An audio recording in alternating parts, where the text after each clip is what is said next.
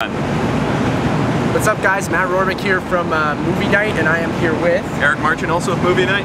We are standing in the middle of a labyrinth in the middle of downtown Toronto. It's very sweaty. It's day number 8 of the 2012 Toronto International Film Festival. So we've seen, It is? I think so. I think it's day number 8. So we've seen a crap load of movies so far. Today we're actually going to talk about David O. Russell's new film, Silver Linings Playbook, which stars Bradley Cooper, Jennifer Lawrence, Robert De Niro, a slew of other people, and we're also talking about Ramen Barari's At Any Price, starring Dennis Quaid and Zac Efron. Alright, so to kick it off, we're going to talk about David O. Russell's new film, Silver Linings Playbook. So basically, it stars Bradley Cooper and Jennifer Lawrence as two kind of mentally ill... mentally unstable individuals who... Bradley Cooper just returns from a mental institution where he's been spending 8 months there. He's in the care of his mother, played by Jackie Weaver of Animal Kingdom. He comes home, you get to meet his father, who's played by Robert De Niro, and he is sort of a little bit like him in that he needs to sort of do certain routines, like he loves watching football games, but he has to have his son there because he feels that he's a good luck charm.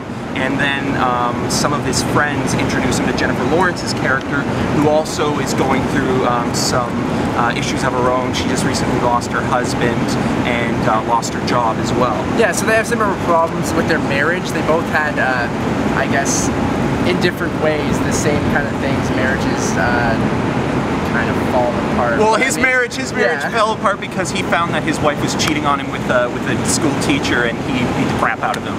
And so basically he was sent to this mental institution for a couple of months or 8 months. Yeah, and Jennifer Lawrence's character, her husband dies, he's a police officer, and none of these are really spoilers. But it brings them together in that sense that they're both mentally unstable because of these events. And it plays out as a kind of a drama comedy, like a dramedy. Yeah. And I really liked it. Same with me. I think it's one of those, actually one of those surprise kind of films, because David O. Russell comedies, like Flirting with Disaster and I Heart Huckabees, are a little too quirky, strange even for my liking. I know some people really do like those films, but I felt that he was able to capture the dysfunctional family, much like he did in The Fighter with this film. Yeah. He knows how to deal with those kind of... But in a very different sense. Yes. No, yeah. Because, I mean, the other thing is Bradley Cooper's character is very honest and truthful to the point that he's almost like either playing a drunk or a 6-year-old child where he'll say the most truthful things, but he shouldn't. Whatever he thinks, whatever comes to his head, he spits out.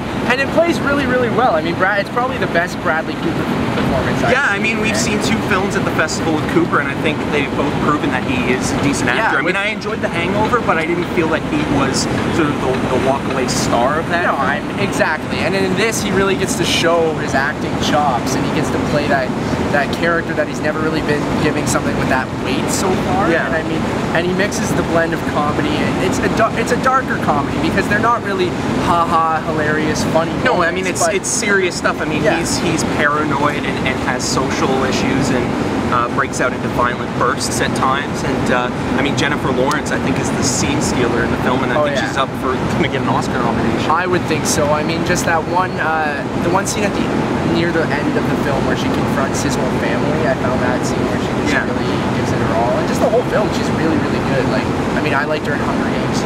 I liked Winter's Bone, and I think she's a really good actress, and here she really proves that she's like, one to watch still. A breakout role. I mean, Hunger Games is that Hollywood kind of movie that they throw out there, but this really shows that she can deal with these roles, and I really, really like that. And when we saw it at TIFF as well, we should mention that it played like gangbusters for the crowd. The crowd loved it, and they added an extra screening because it's a crowd pleaser for sure. It could even win the audience award. I can see it's up there maybe. Yeah. And I mean, the crowd just ate it up. It's really, really funny. It's touching. It's a little heartbreaking too.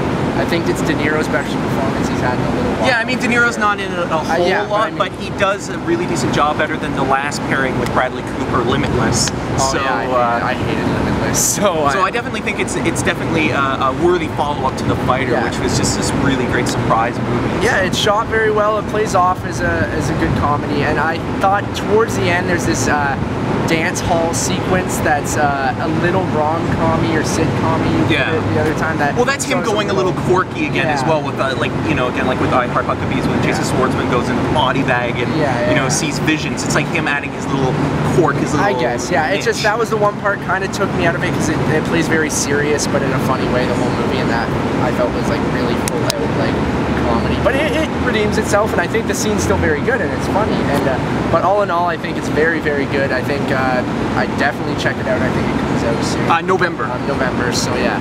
So on to Ramin Bahrani's At Any Price, which is a very interesting film. Anyway, if you want to... Well, Dennis Quaid plays this farmer who is repurposing GMO seeds, which he's not supposed to, and Zac Efron plays his son who wants to be a NASCAR driver and wins this local competition, but the father sort of really wants him to go in the same direction that he's gone in, to take over the land and inherit the land, because his other son is just gone missing, basically, is traveling the world. Yeah, so I mean the film, it's really... And you think that would be like some sort of like, you know, inspirational family drama. That's what we thought, like a family farming movie where it's like, oh, okay, Zac Efron has to give up NASCAR to help save the farm or bring the family back to its pride, which it is, but like, I think we're on the same page here, that the first two acts of the film are really like that and kind of cheesy, and Dennis Quaid... They've got like a Frank Capra, small town, you know, country town sort of feel to it. I believe it's in Idaho. So yeah, and it's just, it's really, there's one scene we absolutely hated in the first bit of the film, the national anthem during the NASCAR race. And like a NASCAR type. Yeah, it's like this local race that Zac Efron wins, and you get to see all of the main characters in this sort of in the stands, and they're singing the national anthem, and the camera zooms in on each one of them, and it plays sounds the entire U.S. national anthem, and then the entire thing. We should mention that the grandfather, who was in the director's previous film, Goodbye Solo, has a scene where he's off in the distance away from the family. For some reason, and then he has this very gravelly, deep voice, and it's just so distracting. It's so cheesy, and it's just so, like, I mean, once I talk about the later part of the film, I'll get to the point of where, why I think it was like that. But it's just, the first 2/3 are just so, like, this family, almost Disney-like.